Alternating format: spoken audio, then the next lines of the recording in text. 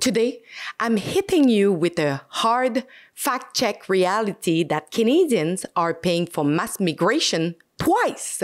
First, your tax dollars fund the influx of migrants. And second, you are paying for taking care of them once they arrive. And let's break it down. But before I invite you to go over exposethewaste.com, where my colleague and we are exposing the reckless spending of the liberals. Now, there are countless organizations out there. Some do genuine good work, while others, let's say politely, they have been hijacked by what has been called the woke mind virus. These groups end up putting the rights of illegal migrants ahead of the law-abiding citizens funding their way, all under the guise of humanitarian aid. Today, we are shining a light on one of these taxpayer-funded money pit, the International Organization for Migration, called IOM. I seriously doubt how seriously they are spending millions of our tax dollars. Check out these numbers. I'm showing you on the screen the number and the grants that I was able to find on the Open Government Grants and Contribution database. But here is the thing. When I compared these figures with IOM's own data on Canadian voluntary donations, they don't add up. So where is the missing money going? And what exactly is all of this funding? I reached out to Global Affairs Canada and Immigration, Refugee, Citizenship Canada for answers. I didn't receive any concrete responses.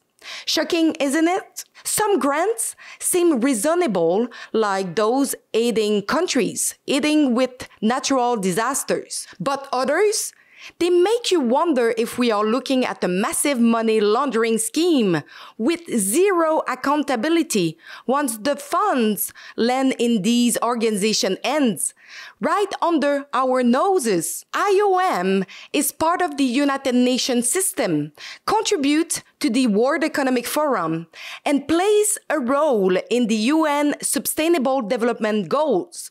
In other words, it's a globalist pet project. And Trudeau seems to follow its lead like a puppet. IOM motto is leaving no one behind, which sounds noble, but in reality, it means they think legal migration is not enough and ends up supporting illegal immigration without saying it outright. They assist migrants at every step of their journey, essentially helping people who are on their way to break immigration laws. And guess what? You are paying for the bill for it. Take the Darien Gap, for example, a treacherous jungle between Colombia and Panama that has become a key route for migrants trying to reach the US and Canada illegally. The Darien Gap is an extremely dangerous jungle where many have lost their lives. Organizations like IOM, Red Cross, HIAS, and UNICEF have set up camps there to assist these migrants on their journey. And while they should have stopped them from crossing if they were truly concerned about their safety, instead, they facilitate their passage. These organizations are fully aware that these people are heading to the US southern border to cross illegally in order to claim refugee status. Where South America meets Central America lies one of the world's wildest jungles. It's roadless, lawless, and almost entirely uninhabited. Its name, the Darien Gap. Underneath the soaring jungle canopy, migrants from around the world risk death crossing the jungle in a desperate bid to reach the US and Canada.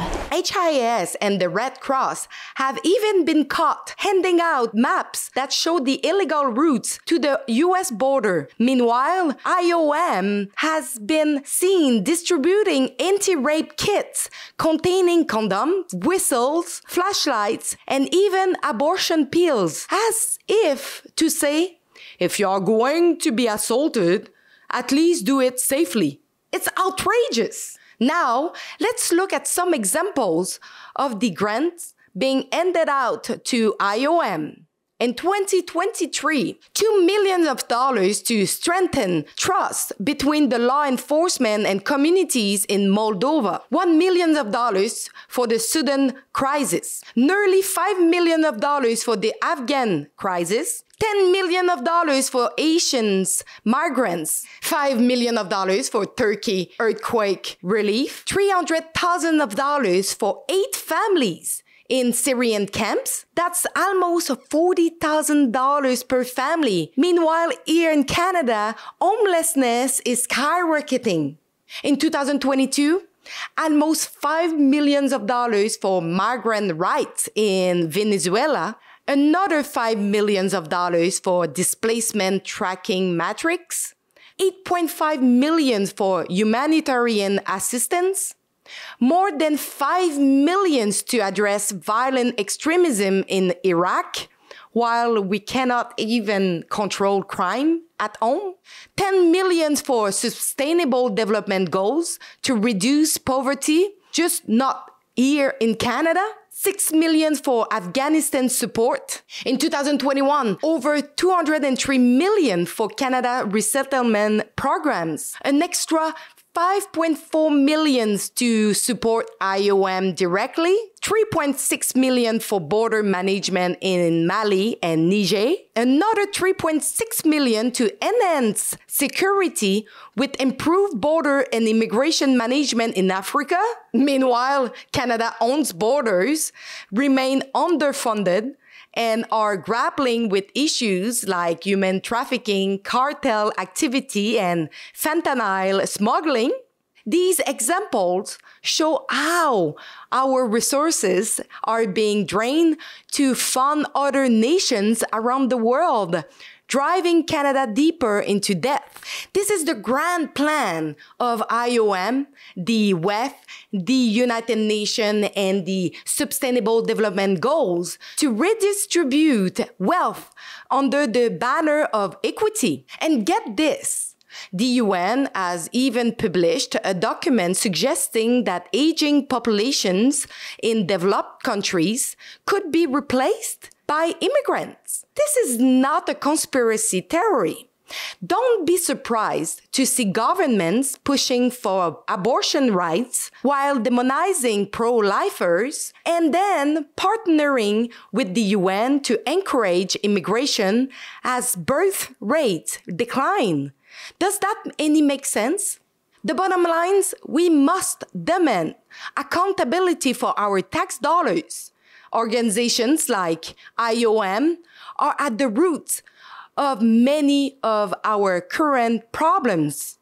And it's time we call them out.